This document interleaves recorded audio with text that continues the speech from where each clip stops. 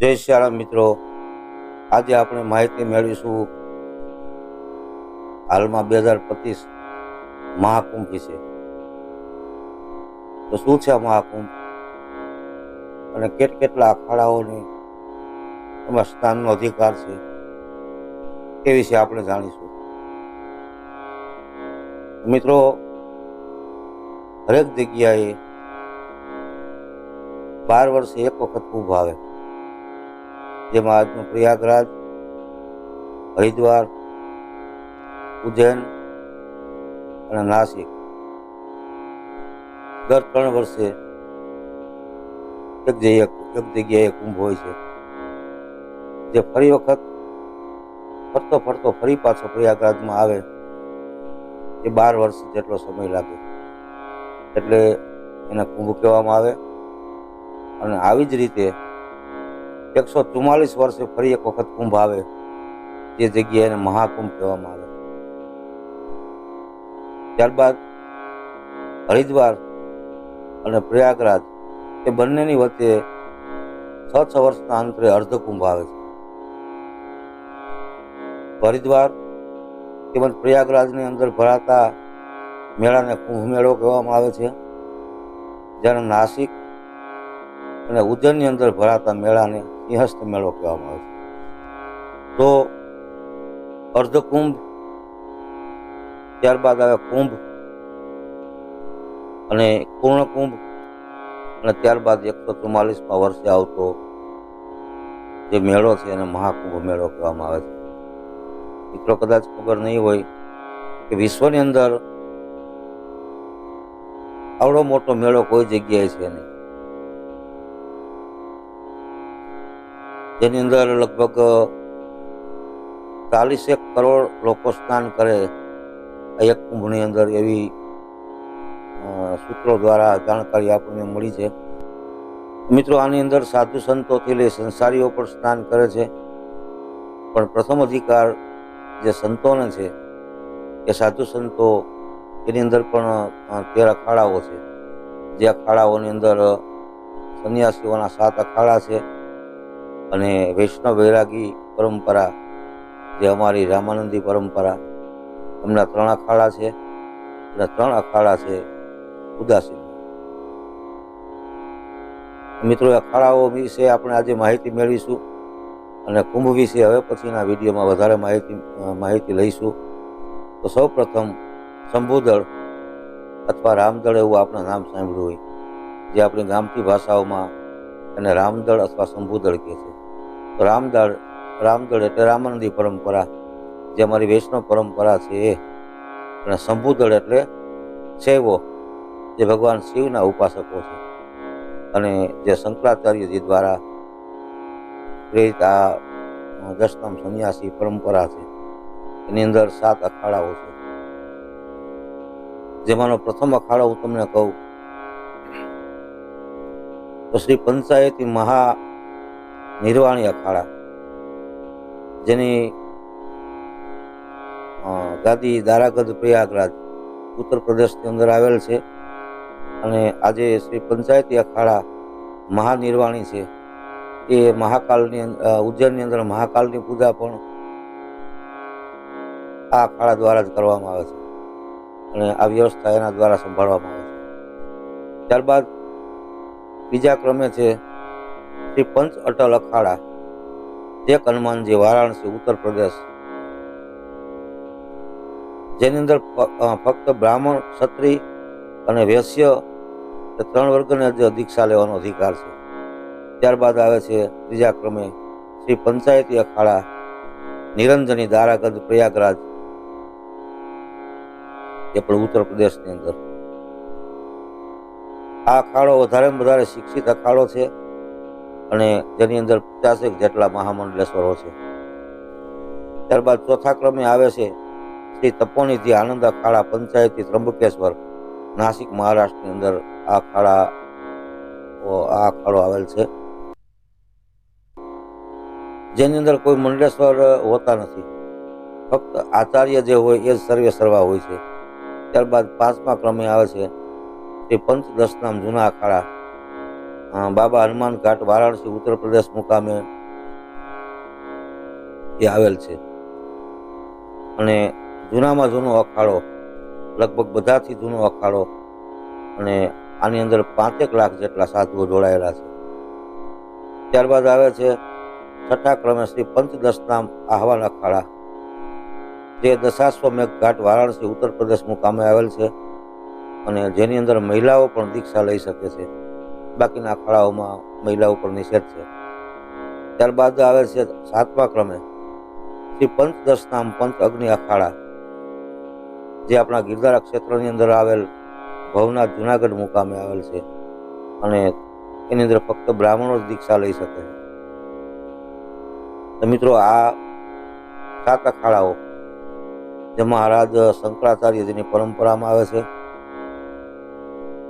જે આદિ જગતગુરુ શંકરાચાર્યજી કે જે 4 મઠની સ્થાપના કરી, એમાં ઉત્તરમાં બદ્રીનાથ, દક્ષિણમાં રામેશ્વર, પૂર્વમાં જગન્નાથપુરી, પશ્ચિમમાં દ્વારકાપુરી, જેના અનુક્રમે નામ છે બદ્રીનાથ જ્યોતિર્મઠ, શૃંગેરી પીઠ અથવા શૃંગેરી શારદા પીઠમ, અને જે મંગલુરુ કર્ણાટક.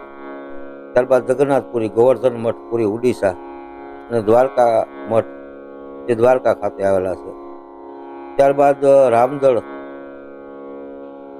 વૈષ્ણવ વૈરાગી પરંપરા 3 અખાડાઓ આ મુજબ છે, જેમાં પ્રથમ છે શ્રી દિગંબર અની અખાડા, શામળાજી ખાપ ચોક મંદિર, સાબરકાંઠા, ગુજરાત મુકામે આવેલ છે, અને આ સંપ્રદાયોનો રાજા કહેવામાં આવે છે. આમના જે સર્વેસર્વા હોય છે એની પેશવાઈ પણ રાજા મહારાજાઓથી કંઈ કમ હોતી નથી.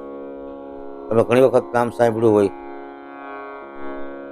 કે પેશવાઈ અથવા શાહી સ્નાન, તો જેમ રાજાશાહીની અંદર રાજા મહારાજાઓ ઘોડાઓ હાથે ઉપર લઈને અંબાડીઓ રાખી અને નીકળતા, એ જ રીતે શાહી ઠાઠમાઠથી આ સંતો સ્નાન કરવા આવે છે.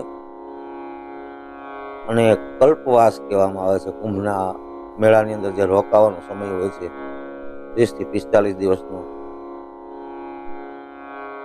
તો આ વખતે પ્રયાગરાજની અંદર 45 દિવસનો કલ્પવાસ છે. સૌ પ્રથમ આ રાજા મહારાજાઓના ઠાઠથી જે સંતો નગરની અંદર પ્રવેશ કરે છે હાથી ઘોડાઓની અંબાડી ઉપર પાલખીઓમાં, એને પેશવાઈ કહેવામાં આવે છે. તો વૈષ્ણવ વૈરાગી સંપ્રદાયનો પ્રથમ અખાડો મેં તમને જે કીધો કે દિગંબર અની અખાડા, શામળાજી ખાપ ચોક મંદિર, સાબરકાંઠા, ગુજરાત મુકામે આવેલ છે. ત્યારબાદ બીજા ક્રમે છે શ્રી નિર્વાણી અની અખાડા,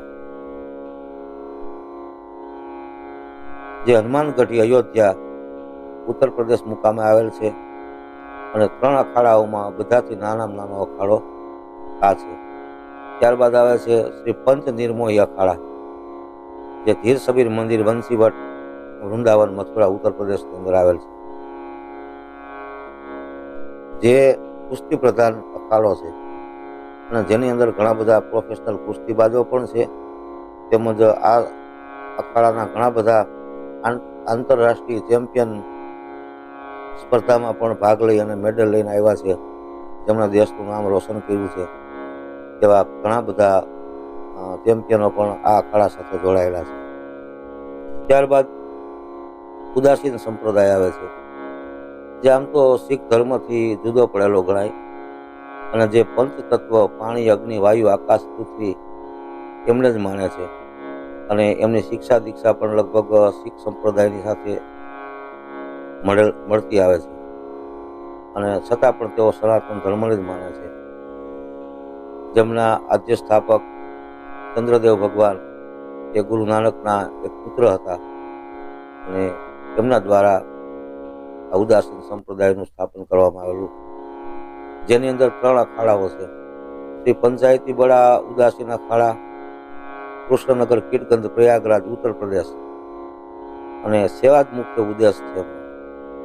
ફક્ત 4 જ મહંતો હોય છે જે દિવસ રાત સેવામાં લાગેલા હોય છે.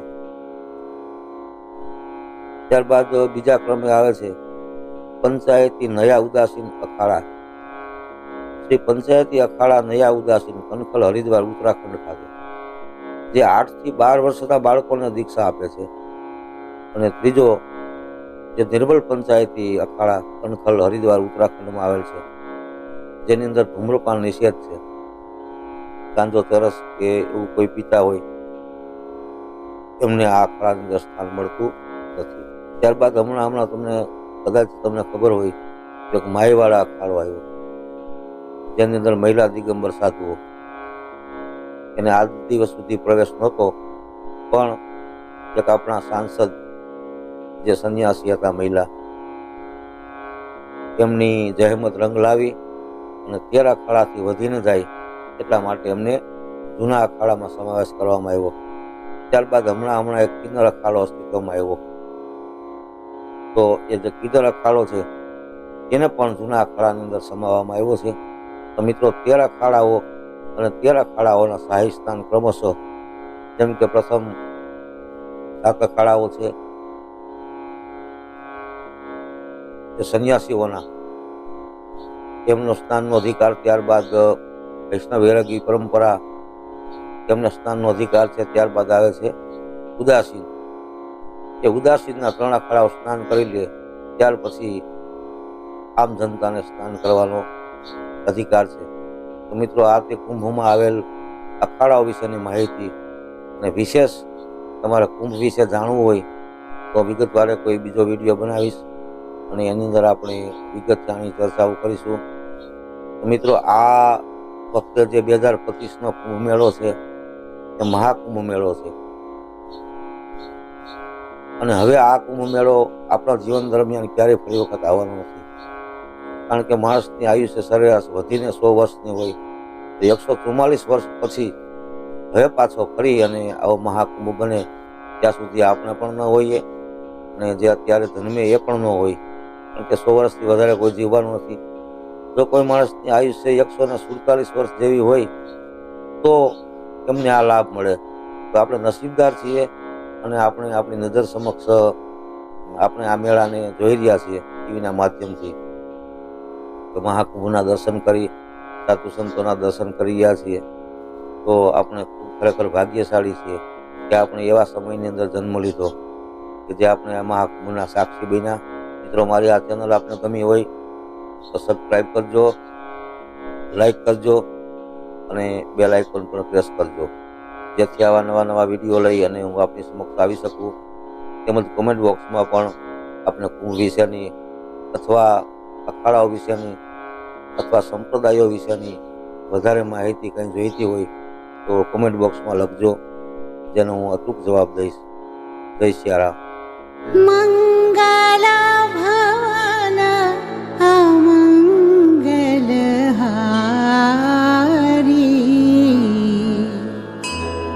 द्रवहुसो दशरथ अजिर विहार।